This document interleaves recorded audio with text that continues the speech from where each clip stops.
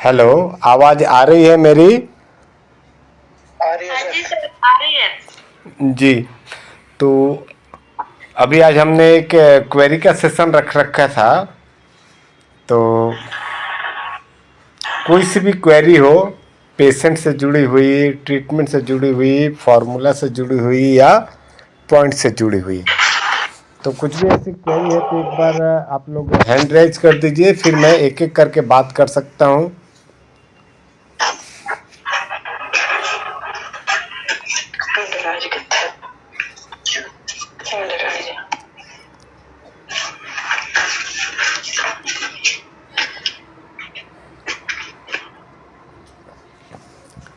जी मनवीर, बताइए।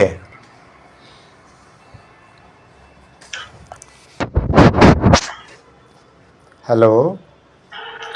नमस्कार सर। जी नमस्कार मनवीर, बताइए। सर मेरे वो सर बीपी के बारे में पूछना था। पूछिए। किसी का सिस्टोलिक और डायस्टोलिक दोनों बीपी हाई हो जाए तो क्या कर सकते हैं?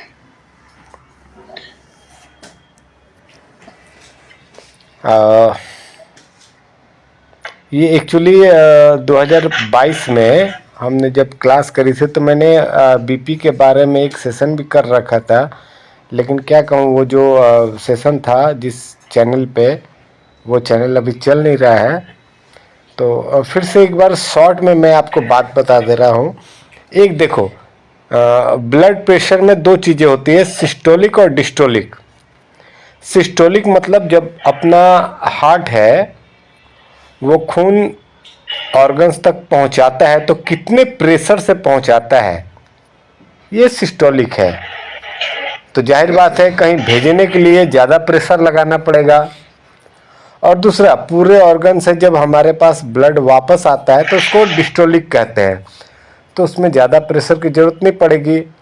मतलब कुल मिला के जब हमारा दिल जो है, हार्ट जो है, ये काम करता है तो उसको सिस्टोलिक कहते हैं, और जब आराम करता है तो उसको डिस्टोलिक कहते हैं।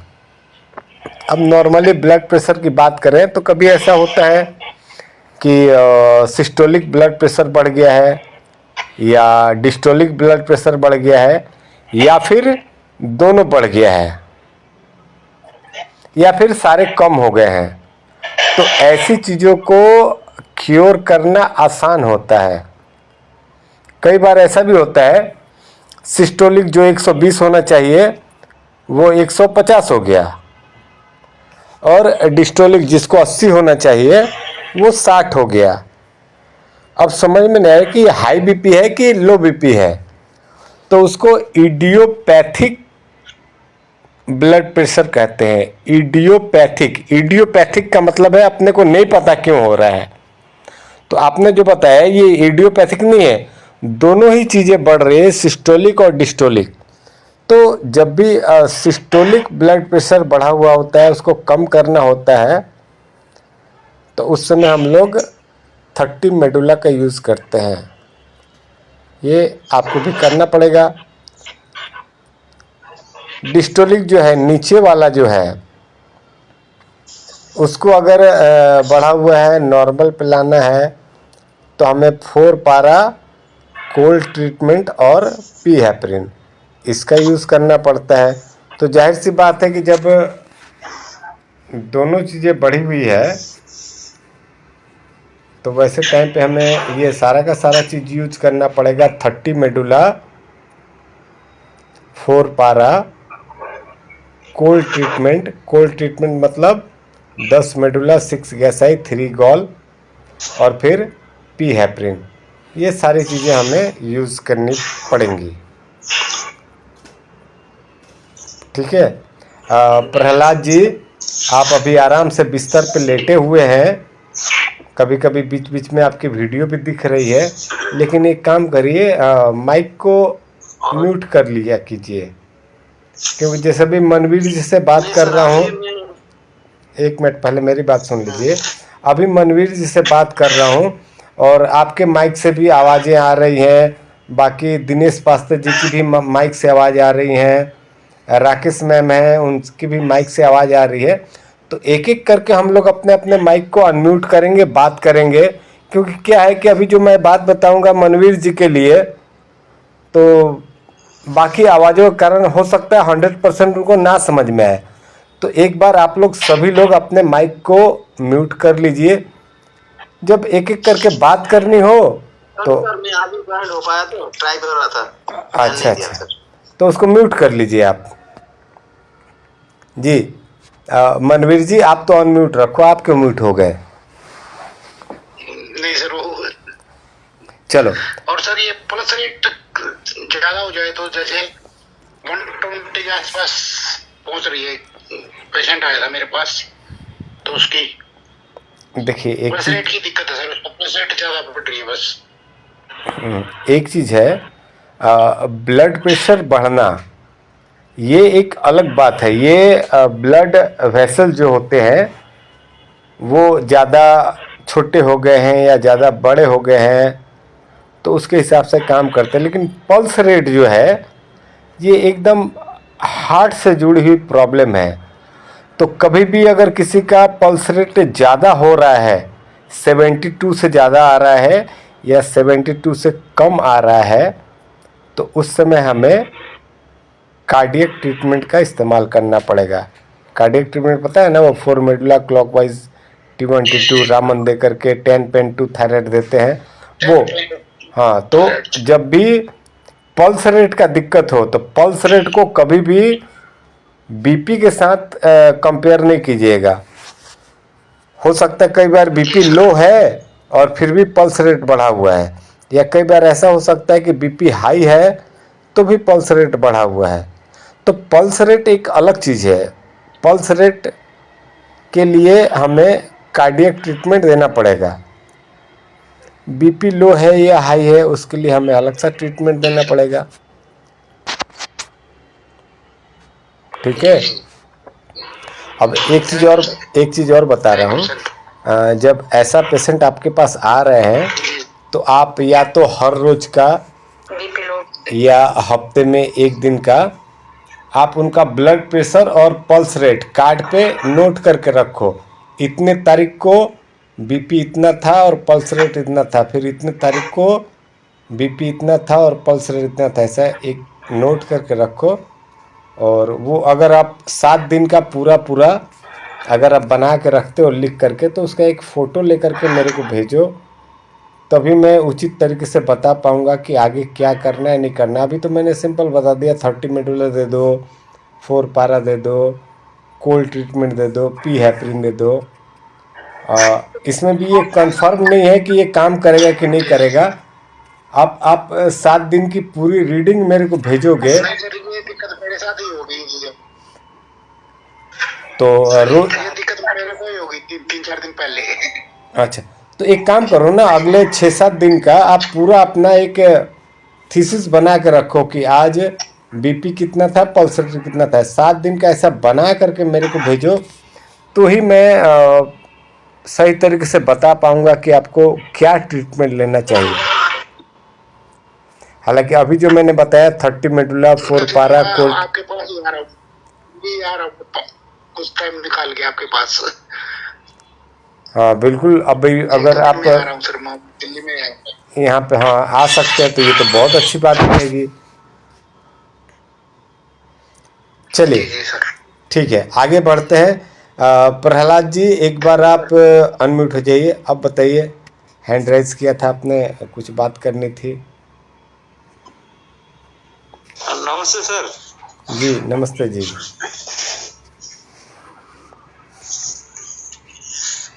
बताइए। सर वो लिकोडर्मा जो पेशेंट का जो सर ट्रीटमेंट दे रहा था सर, वो 8 दिन तो हो गया सर। आप बोला था 8 दिन बाद चेंज करने के लिए। पहले तो आप लेटिए मत, आराम से उठ के बैठ जाइए। और लेटा नहीं था, मेरा स्प्रिंग था वो दिख रहा था सर। अच्छा, बैठा हूँ सर। एक चीज बताइए, लेटा नहीं था। लिकोडर्मा के लिए अभी क्या ट्रीटमेंट दिया आपने? बेटर प्लस न्यूगोल और बाद में किडनी क्लियर जी। तो उसमें अच्छा सुधार आया, चेंजिंग हो रहा है सर। कलर में चेंजिंग आया, जो छोटा छोटा था वो भी पूरा हल्का हल्का दिख रहा है। अच्छा, एक चीज़ मैं बाकी सभी के लिए बताना चाहूँगा कि स्किन जो चमड़ी से जुड़ा हुआ कोई भी प्रॉब्लम है, मतलब अगर इन्फेक्शन है, इन्फ्लामेशन है, एलर्जी है, तो वो अलग बात है। लेकिन बाकी जैसे स्किन से जुड़ा हुआ चीज़ है, ल्यूकोडर्मा है, एक्जिमा है, सोराइसिस है, जो भी है, स्किन को क्योर करने के लिए भगवान ने 2 ऑर्गन्स हमारे अंदर दे रखे हैं। एक तो है किडनी और एक है गॉल ब्लैडर। ये गुरुजी ने भी अपने वेद में लिख रखा है कि चमड़ी से जुड़ी हुई कोई भी बीमारी है तो उसको ठीक करने के लिए किडनी और गॉल ब्लैडर ही काम करते हैं। तो किडनी को एक्टिवेट करने के लिए हमें किडनी क्लियर देना पड़ेगा और गॉल ब्लैडर को एक्टिवेट करने के लिए हमें बेटर प्लस न्यूगॉल देना पड़ेगा। हाँ, साथ में उन्होंने ये भी लिख रखा है कि स्किन से जुड़ी हुई चीज़ें ऐसा मत समझिए कि 1 महीने में ठीक हो जाएगा या 10 दिन में ठीक हो जाएगा। उसमें थोड़ा लॉन्ग टर्म लगता है, लंबा समय लगता है। तो जब भी आप स्किन से रिलेटेड किसी भी पेशेंट को ट्रीटमेंट देते तो वो सामने से पूछेगा कि सर मेरे को ठीक होने में कितना दिन लगेगा। अपने पास तो ट्रीटमेंट 2 ही है, बेटर प्लस न्यूगॉल देना है और किडनी क्लियर देना है। बीच बीच में हम पेट के कंडीशन के हिसाब से बेटर प्लस न्यूगॉल दे सकते हैं या नॉर्मल है नॉर्मल दे सकते हैं, न्यूट्रल दे सकते हैं। लेकिन अपने पास मेन ट्रीटमेंट तो बेटर प्लस न्यूगॉल और किडनी क्लियर ही है। तो सिंपली उनको बताना है और अपने को भी देखना है कि सर या मैडम जो भी है, आप 1 महीने ट्रीटमेंट लो, 1 महीने में स्किन में कितना इफेक्ट दिखाई दिया। अगर 1 महीने में 50% इम्प्रूवमेंट है, मतलब 2 महीने में बिल्कुल ठीक हो जाएगा। अगर 1 महीने में 10% फायदा है तो जाहिर बात है 100% करने में हमें 10 महीने लगेंगे।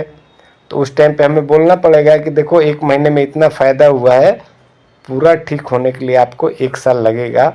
लेकिन इसमें ट्रीटमेंट कुछ भी चेंज नहीं करना है। ये किडनी क्लियर और बेटर प्लस न्यूगॉल ये तो देना ही देना है। बाकी आगे पेट के बारे में देखेंगे। अगर कॉन्स्टिपेशन हो गया है तो लेफ्ट साइड ट्रीटमेंट देंगे इसके साथ। अगर यूडीएफ आ रहा है तो यूडीएफ का ट्रीटमेंट देंगे। अगर पेट बिल्कुल ठीक है तो न्यूट्रल और नॉर्मल अजय नॉर्मल देंगे। लेकिन स्किन की किसी भी प्रॉब्लम के लिए हमें बेटर प्लस न्यूगॉल और किडनी क्लियर ये तो हमें देना ही देना पड़ेगा। ठीक है सर, मेरा 25-26 दिन जैसे हो गया, उसको थोड़ा तो चेंज आया है। मैं पहले ही बोला था कि आपको 4 से 7 महीना लग सकता है जी। तो ये तो अच्छी बात है। देखो अभी आपने कितने दिन ट्रीटमेंट का यूज़ किया? मैं सर 25-26 दिन होगा। 1 महीना, मान के चलो 1 महीना। 1 महीना सर। 1 महीना में खुद बताओ कितना इम्प्रूवमेंट है,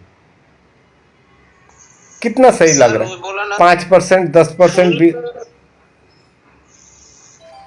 सर 20% जैसे लग रहा है मेरे को। तो सिंपल सी बात है कि अगर 1 महीने में 20% आपको ठीक लग रहा है तो जाहिर सी बात है कि 5 महीने में पूरा ये क्योर हो जाएगा। हाँ, 5 की जगह 4 महीने भी लग सकते हैं, 6 महीने भी लग सकते हैं।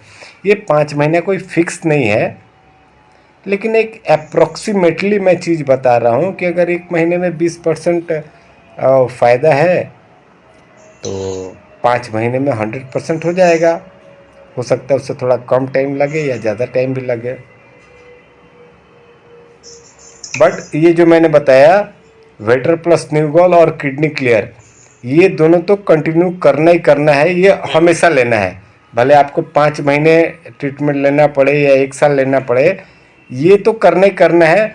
इसके साथ साथ कंडीशन के हिसाब से, सिम्टम के हिसाब से हम लोग कुछ और भी ऐड कर सकते हैं, रिमूव कर सकते हैं, लेकिन ये दोनों फिक्स है, ये दोनों रहेगा ही रहेगा।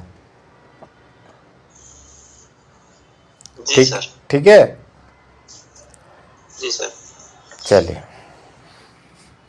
और सर एक बोला था ना वो जो व्हाइट डिस्चार्ज और यूरिन इन्फेक्शन का जो मैं बोला था सर, वो लंबा टाइम से है सर। किसी आपने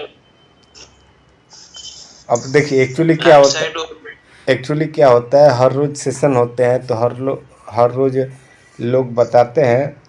अब सारे पेशेंट के बारे में याद नहीं रहता है। जब पर्सनली बता दें कि मेरे को ये दिक्कत थी तो मेरे को याद आ जाता है। अभी ये पेशेंट की बात है तो ये फिर से मेरे को इनिशियली बताइए शुरुआत से, तभी मेरे को याद आएगा। सर उनका क्या होता है, हर महीने का पीरियड खत्म होने, पीरियड में कम होता है, हर पीरियड से खत्म होने के बाद व्हाइट डिस्चार्ज होता है। हाँ, बस याद आ गया मेरे को, याद आ गया। वो जिनके बारे में आपने बताया था, पीरियड्स के टाइम में ब्लीडिंग बहुत स्कैंटी, बहुत कम होती है और ख़त्म होने के बाद उनको वाइट डिस्चार्ज की प्रॉब्लम आती है।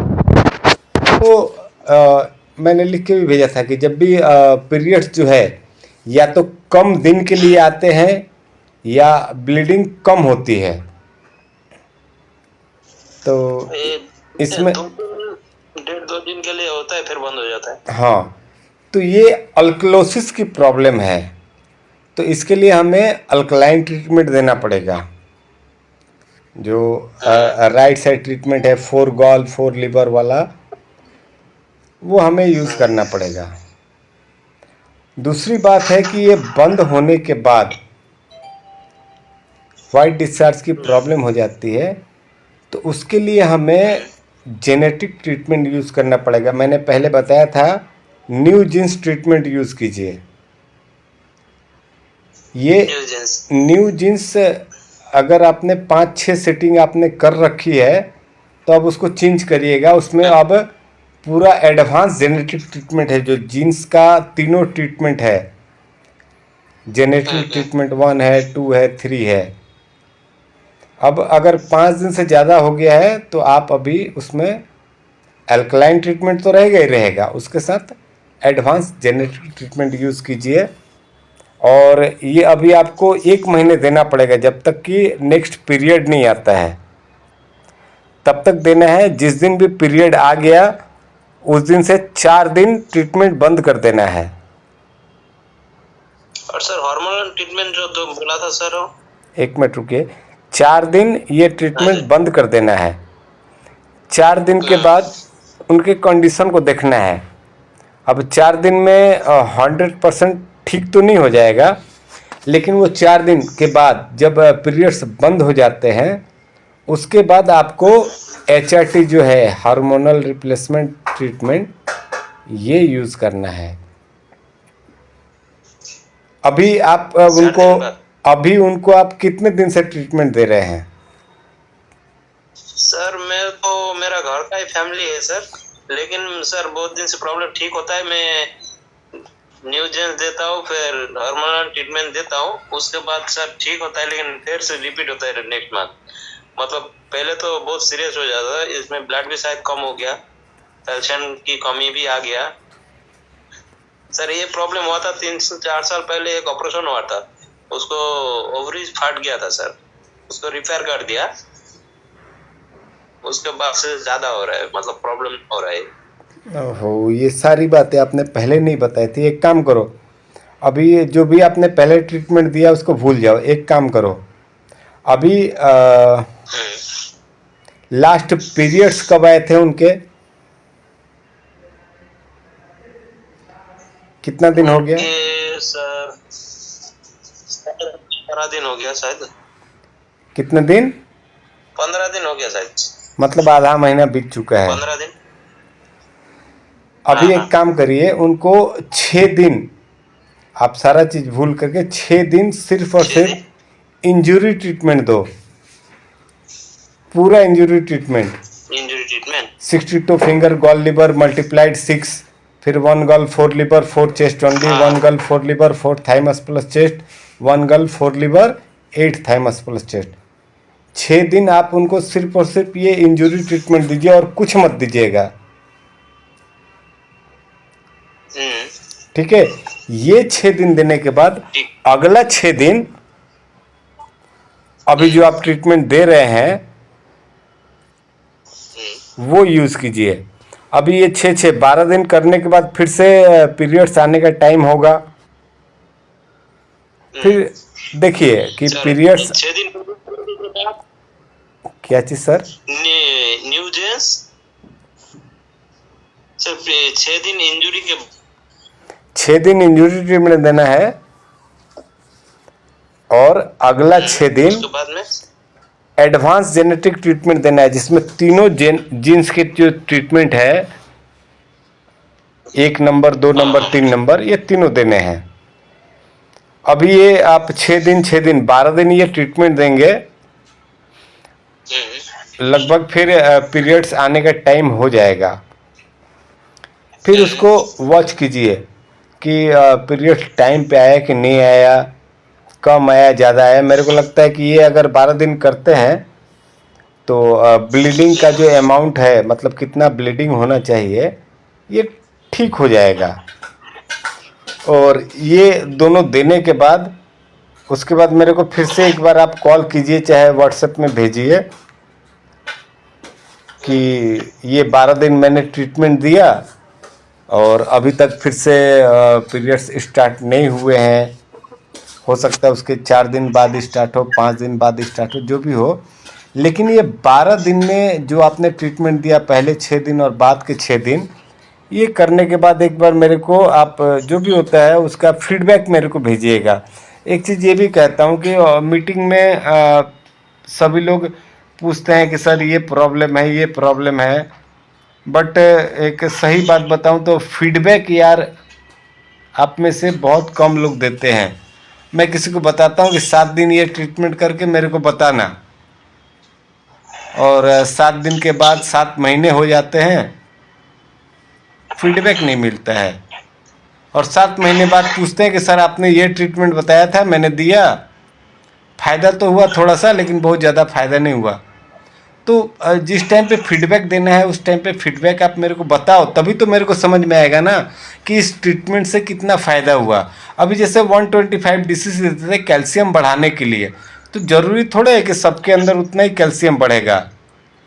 किसी के अंदर कम बढ़ता है, किसी के अंदर ज़्यादा बढ़ता है, किसी को होता है 1 हफ्ते में ही पूरा कैल्शियम मेकअप हो गया, किसी को उतना मेकअप करने में 1 महीने लगते हैं। तो अभी मैं तो उधर क्लिनिक में हूँ नहीं, आप हो, तो फीडबैक कौन दे सकता है? आप ही दे सकते हो। जी सर। तो जो भी चीज़ ये 12 दिन में होती है, ये मेरे को आप बताओ, बताएंगे। फिर उसके बाद जी सर। 1 महीने बाद कहेंगे तो फिर शायद मेरे को भी ध्यान पे नहीं रहेगा। फिर वैसे टाइम पे मैं भी कहूँगा कि एक काम करो प्रहलाद बाबू, आप मैडम को लेकर के 12 दिन के लिए इधर ही आ जाओ, क्योंकि मैं हर रोज़ ट्रीटमेंट दूंगा तो मैं तो कार्ड पे नोट करके रखता हूँ कि आज ट्रीटमेंट देने के पहले कैसा लग रहा था, बाद में कैसा लगा, क्या फीलिंग्स हुई। मैं हर रोज़ का दोनों टाइम फीडबैक लेता हूँ, ट्रीटमेंट देने के पहले और ट्रीटमेंट देने के बाद। और कभी ज़रूरत पड़ती है कि मेरे को भी सजेशन लेना पड़ता है। ऐसा नहीं है कि आप लोग मेरे सजेशन ले रहे हो तो मेरे को सब पता है। मैं भी कभी फंस जाता हूँ, तो मैं भी कभी नीलेश भैया को फ़ोन करके या कमलेश दीदी को फ़ोन करके या अजय गांधी सर को फ़ोन करके वो फीडबैक लेता हूँ। तो फीडबैक लेने के लिए मेरे को पहले फीडबैक देना तो पड़ेगा ना कि सर आपने ये बताया था और इसके हिसाब से ये चीज़ें मैंने करी है और अभी ऐसा कंडीशन है। कभी फीडबैक से भी नहीं समझ में आता है तो फिर पेशेंट को लेकर के मोहाली चले जाता हूँ। अब उधर मुंबई तो जा नहीं सकता हमेशा, तो मोहाली चला गया अजय गांधी सर के पास कि सर देख लो ये ऐसा था आपने बताया है और अभी तक जितना रिजल्ट आना था नहीं आया। तो फेस टू फेस चले जाते तो वो बताते हैं कि वो पंजाबी में कहते हैं गधे को खोदता, तो वो एक थप्पड़ लगाते हैं, कहते खोदते तूने ये ना करा। तो फिर मेरे को समझ में आता है अच्छा ये करना चाहिए था। मैं बोला ओके सर, अभी मैं 1 महीना फिर करता हूँ और फिर आपको बताऊँगा। तो सिर्फ ट्रीटमेंट पूछने का मतलब ही नहीं है, ट्रीटमेंट पूछा मैंने दिया, फ़ायदा हुआ तो ठीक है, ना फ़ायदा हुआ तो भी ठीक है। क्या करना है, ना फायदा हो तो भी, ना फायदा हो तो भी। जिससे भी आपने ट्रीटमेंट पूछा, जैसे मेरे से पूछ रहे हैं या किसी और से भी पूछ रहे हैं, तो जितने दिन के लिए उन्होंने बताया है उतने दिन करने के बाद उनको एक भी फीडबैक भेजिए, चाहे लिख के भेजिए, ऑडियो रिकॉर्ड करके भेजिए या वीडियो रिकॉर्ड करके भेजिए कि सर आपने ये प्रॉब्लम के लिए ये ट्रीटमेंट बताया था और मैंने 1 महीने दिया है और अब ये कंडीशन है, आगे क्या करना पड़ेगा। तो इसलिए सभी के लिए बता रहा हूँ, फीडबैक मैकेनिज्म का यूज़ कीजिए, इसमें पैसे नहीं लगते हैं। ठीक है, जी सर। चलिए जी सर। आगे बढ़ते हैं। ओके जी।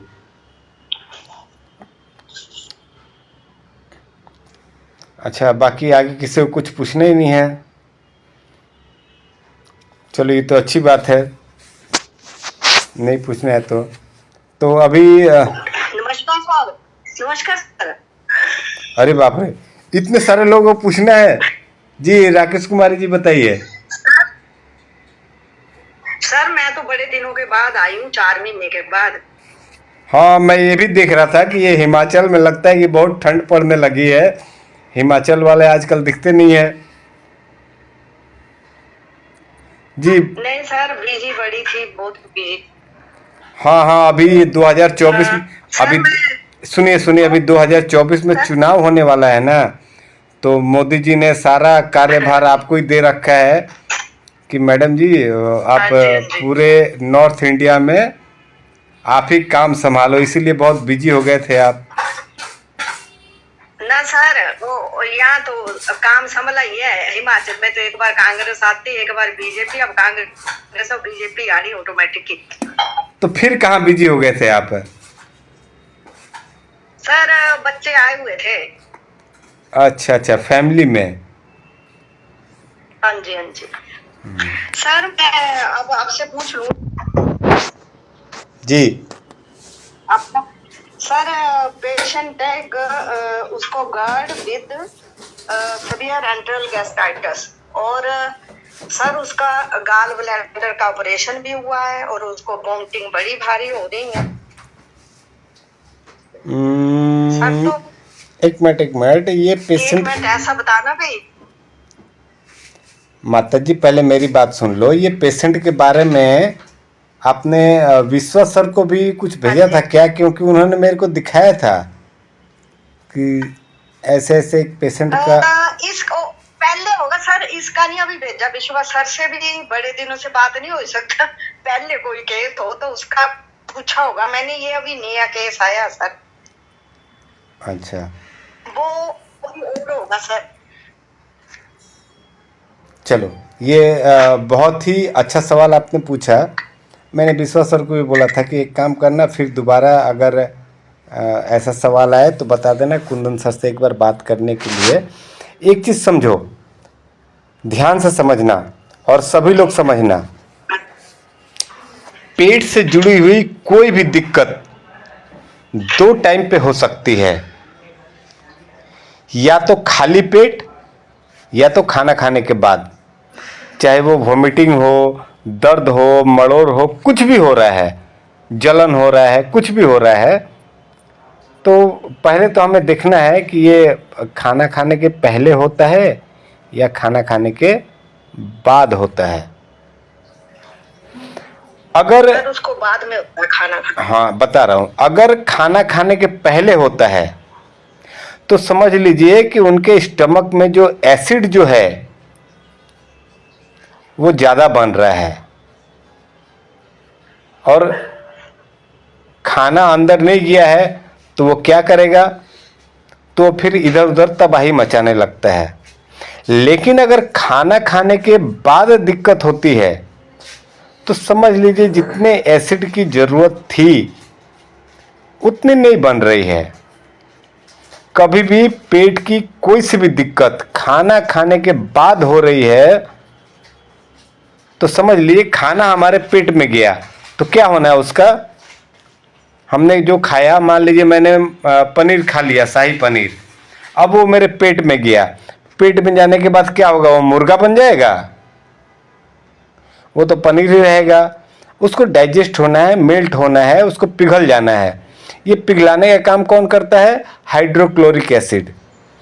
तो खाना खाने के बाद अगर मैंने पनीर खा लिया और उसके बाद मेरे को दिक्कत हो रही है, या फिर मैंने रोटी खा ली, मेरे को खाने के बाद दिक्कत हो रही है, या मैंने पानी पी लिया, सिंपल सी एक बात लेते हैं, पानी पी लिया और उसके बाद मेरे पेट में दिक्कत हो रही है, दैट मीन्स कि उसको सेट करने के लिए जितना हाइड्रोक्लोरिक एसिड चाहिए था उतना नहीं बन रहा है। तो सिंपल सी बात है, हाइड्रोक्लोरिक एसिड नहीं बन रहा है जितना चाहिए, तो उसके लिए क्या करना पड़ेगा? हमें या तो यूडीएफ ट्रीटमेंट देना पड़ेगा या फिर HCl ट्रीटमेंट का इस्तेमाल करना पड़ेगा। हम एक चीज समझते हैं ना कि एसिडिटी हो गई, एलोपैथी में क्या होता है, एसिडिटी, जलन होने लगी, तो सबके लिए डाइजिन है। लेकिन न्यूरोथेरेपी का बात करें तो हमें देखना पड़ता है कि ये एसिडिटी जो है खाना खाने के पहले होती है कि बाद में होती है। पहले हो रही तो सिंपल बात है, एसिड ज़्यादा बन रहा है, हमें एसिड को कम करना है, हम एसिड ट्रीटमेंट देंगे। और खाना खाने के बाद हो रही है तो इसका मतलब एसिड कम बन रहा है, तो हमें एसिड को बढ़ाने के लिए या तो यूडीएफ